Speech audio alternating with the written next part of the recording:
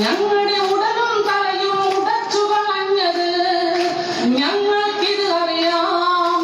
മഷി കൊണ്ട് നിങ്ങൾ നുണകൾ എഴുതി പിടിപ്പിക്കും. പക്ഷേ ഞങ്ങളുടെ രക്തം കൊണ്ടായാലും സത്യം എഴുതപ്പെടും. ഞങ്ങളുടെ ചെറിയ ജീവിതത്തെ ഞെരിച്ചില്ലാതാക്കിയത് ഞങ്ങളുടെ കുഞ്ഞുമക്കളെ കൊന്നുതള്ളി ഇല്ലാതാക്കിയത്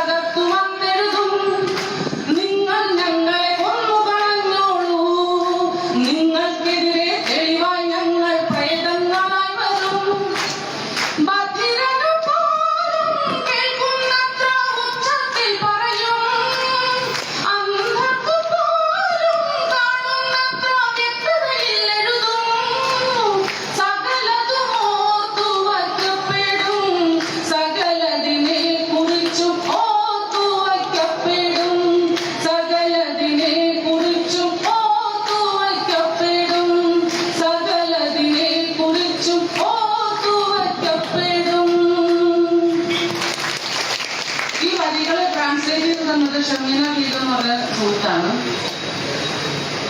അതുപോലെ ബേബി സഖാവ് 2016 ഏപ്രിൽ മാസത്തിലാണെന്ന് അതിന്റെ ഓർമ്മ.